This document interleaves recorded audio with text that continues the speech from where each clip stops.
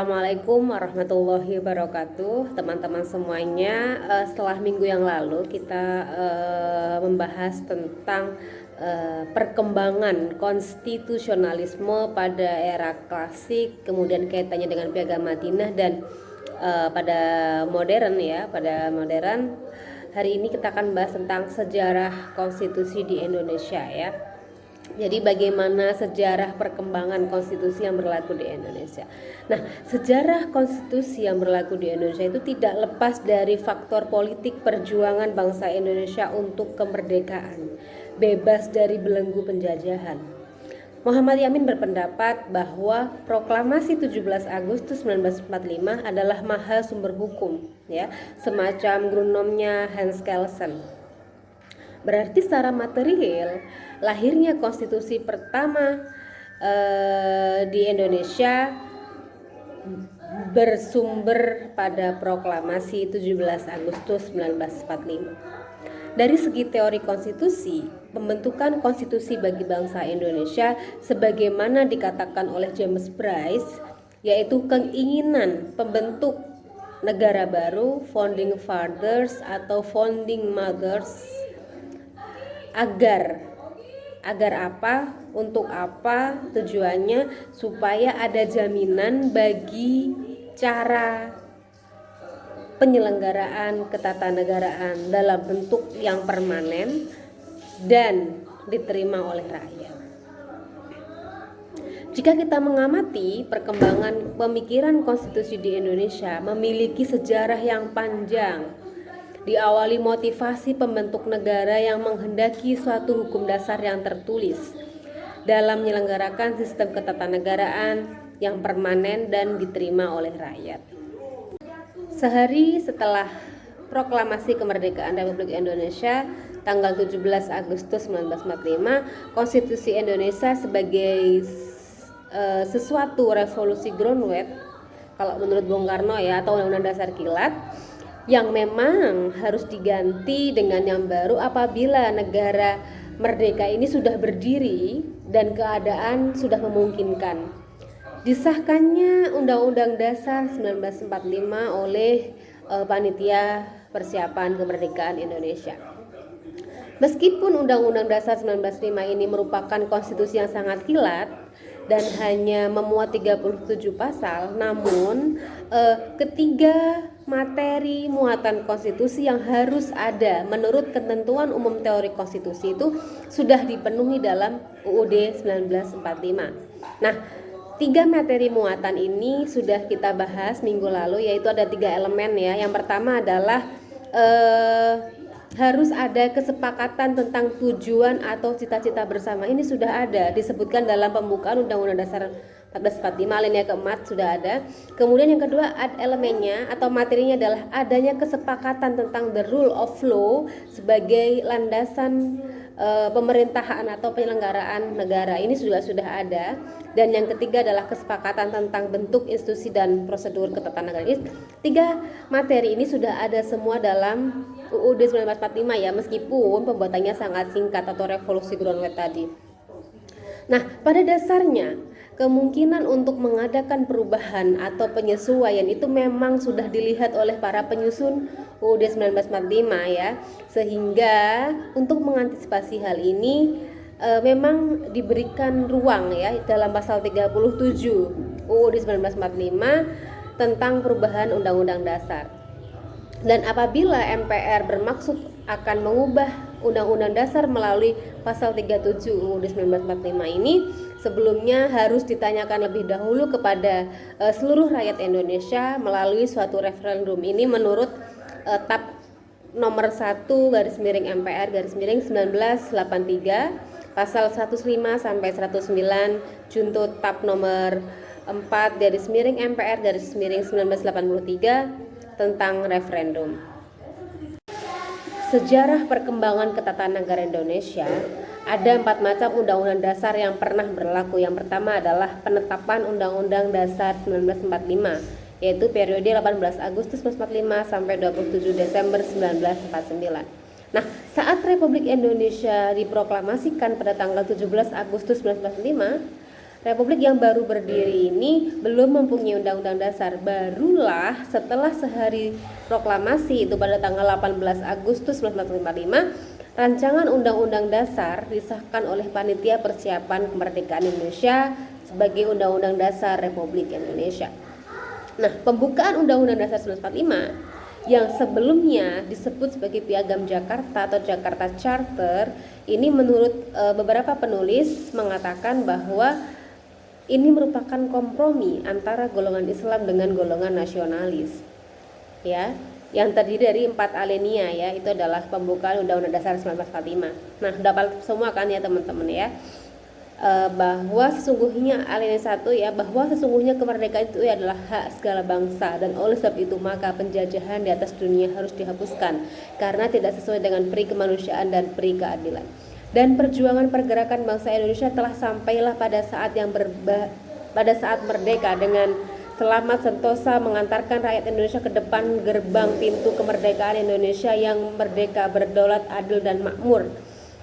Atas berkat rahmat Allah yang Maha Kuasa dan dengan didorongkan oleh keinginan luhur supaya berkehidupan kebangsaan yang bebas, maka rakyat Indonesia mengatakan dengan ini kemerdekaannya.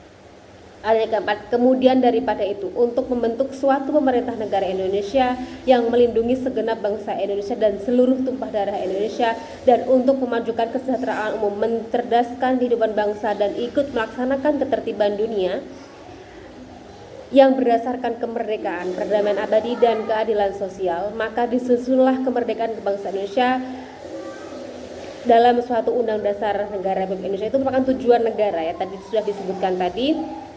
Nah, kemudian dalam alinea selanjutnya itu dalam kalimat setelah itu ada kalimat berdasarkan kepada ketuhanan yang Maha Esa. Dalam Piagam Jakarta sebelumnya ini berbunyi kewajiban menjalankan syariat Islam bagi pemeluk-pemeluknya. Nah, kalimat inilah yang menjadi kompromi antara golongan nasionalis dan golongan Islam. Akhirnya menjadi ketuhanan yang Maha Esa, kemanusiaan yang adil dan beradab, persatuan Indonesia dan kerakyatan yang dipimpin oleh hikmat kebijaksanaan dalam permusyawaratan perwakilan, serta dengan mewujudkan suatu keadilan sosial bagi seluruh rakyat Indonesia. Nah, 5 dasar ini kemudian disebutlah sebagai Pancasila sebagai ideologi negara Indonesia. Perkembangan konstitusi selanjutnya yaitu yang kedua adalah penetapan Konstitusi Republik Indonesia Serikat periode 27 Desember 1949 sampai 17 Agustus 1950. Jadi tidak lama ya, hanya sebentar saja. Nah, perjalanan negara baru Republik Indonesia ini ternyata tidak luput dari rongrongan pihak Belanda yang masih menginginkan ya, yang masih ingin berkuasa untuk kembali di Indonesia ya. Akibatnya, Belanda mencoba untuk mendirikan negara-negara seperti negara Sumatera Timur, negara Indonesia Timur, negara Jawa Timur, dan seterusnya dan seterusnya. Sejalan dengan usaha Belanda tersebut, maka terjadilah agresi militer ya. Terjadi agresi Belanda yang pertama pada tahun 1947 dan agresi kedua pada tahun 1948, dan ini mengakibatkan diadakannya konferensi meja bundar yang melahirkan negara Republik Indonesia Serikat. Tentunya dengan konsekuensi negara Indonesia menjadi negara serikat atau negara federal juga mengubah konstitusi menjadi Konstitusi Republik Indonesia Serikat. Perkembangan konstitusi selanjutnya yaitu penetapan Undang-Undang Dasar sementara tahun 1950 yang dimulai pada tanggal 17 Agustus 1950 sampai 5 Juli 1959. Bentuk negara federal nampaknya memang mengandung banyak sekali nuansa politis terkait penjajahan Belanda. Kenapa? Karena dengan kekuasaan negara-negara yang terpecah-pecah, diharapkan pengaruh kekuasaan Republik Indonesia di bawah kendali pemerintah hasil perjuangan kemerdekaan dapat dieliminir oleh pemerintahan Belanda. Periode federal dari Konstitusi RIS tahun 1949 merupakan perubahan sementara Kenapa? Karena sesungguhnya bangsa Indonesia itu sejak 17 Agustus 1945 itu menginginkan sifat kesatuan. Maka negara Republik Indonesia Serikat tidak bertahan lama karena terjadinya penggabungan dengan Republik Indonesia yang mengakibatkan wibawa dari pemerintahan Republik Indonesia Serikat menjadi berkurang. Akhirnya dicapailah kata sepakat untuk mendirikan kembali Negara Kesatuan Republik Indonesia. Bagi negara federal yang akan didirikan, jelas perlu adanya suatu undang-undang dasar yang baru. Dan untuk itu dibentuklah suatu panitia bersama yang menyusun suatu rancangan undang-undang dasar yang kemudian disahkan pada tanggal 12 Agustus 1950 oleh Badan Pekerja Komite Nasional Pusat, kemudian oleh DPR dan juga Senat Republik Indonesia Serikat pada tanggal 14 Agustus 1950 dan diberlakukan pada tanggal 17 Agustus 1950.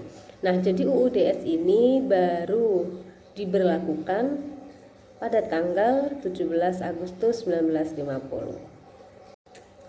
Perkembangan konstitusi selanjutnya yaitu penetapan kembali UU Undang-Undang Dasar 1945.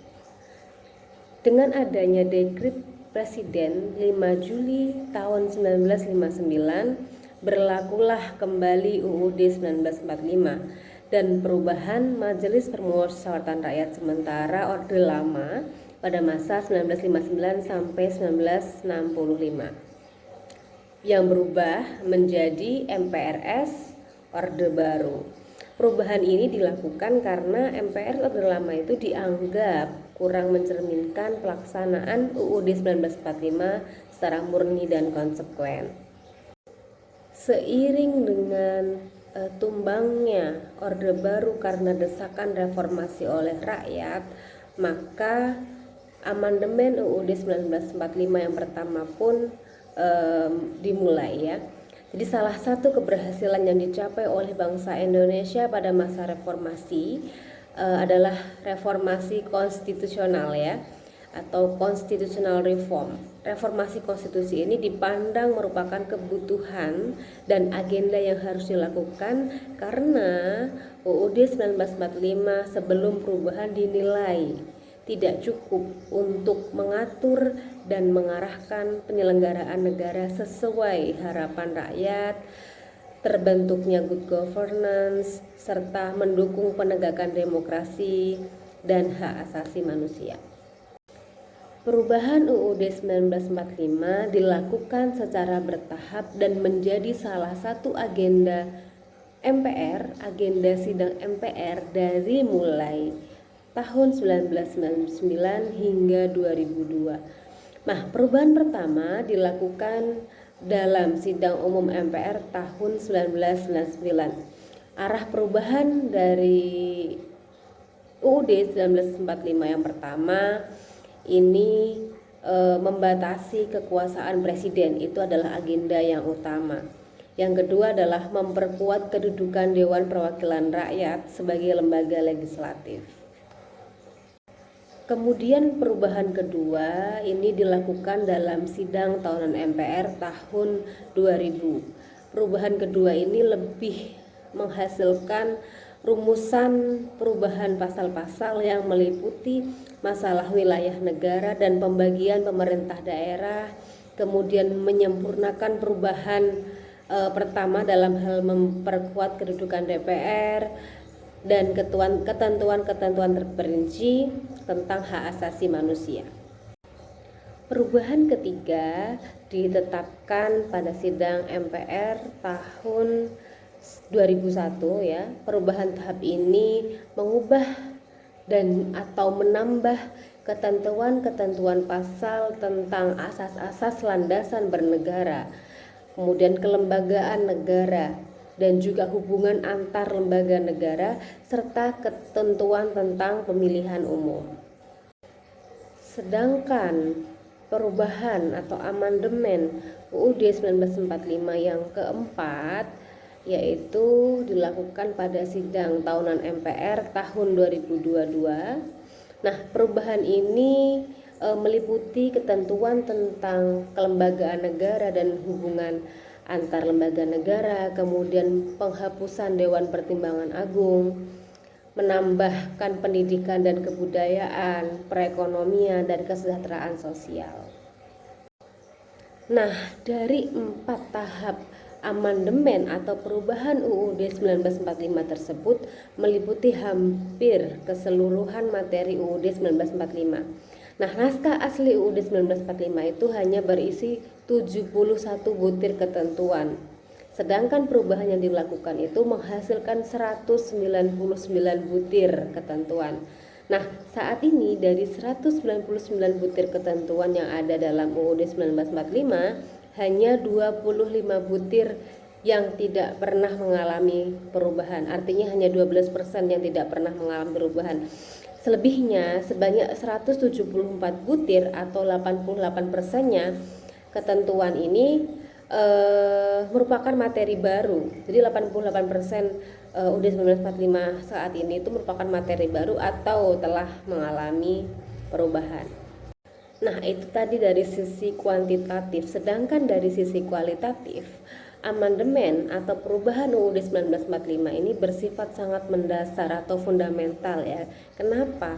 Karena mengubah prinsip kedaulatan rakyat yang sebelumnya dilaksanakan sepenuhnya oleh Majelis Permusyawaratan Rakyat atau MPR, kemudian menjadi dilaksanakan menurut Undang-Undang Dasar. Nah, dari hal ini itu menyebabkan atau menimbulkan konsekuensi bahwa semua lembaga negara dalam UUD 1945 berkedudukan sama ya atau sederajat, menjadi lembaga tinggi negara, tidak ada yang paling tinggi, semuanya sama dan melaksanakan kedaulatan rakyat dalam lingkup wewenangnya masing-masing. Perubahan lain adalah dari kekuasaan presiden yang sangat besar, concentration of power and responsibility equal to presiden, menjadi prinsip saling mengawasi dan mengimbangi check and balances. Prinsip-prinsip tersebut menegaskan cita negara yang akan dibangun, yaitu negara hukum yang demokratis. Setelah berhasil melakukan perubahan konstitusional, tahapan selanjutnya yang harus dilakukan adalah pelaksanaan UUD 1945 yang telah diubah tersebut, yang dimulai dari konsolidasi norma hukum hingga dalam praktek kehidupan berbangsa dan bernegara. Nah, sebagai hukum dasar, UUD 1945 ini harus menjadi acuan dasar ya dari peraturan-peraturan di bawahnya, sehingga benar-benar hidup dan berkembang dalam penyelenggaraan negara dan kehidupan warga negara. Nah, itulah tadi sejarah konstitusi di Indonesia. Semoga bisa dipahami. Kurang lebihnya saya mohon maaf. Saya akhiri. Wassalamualaikum warahmatullahi wabarakatuh.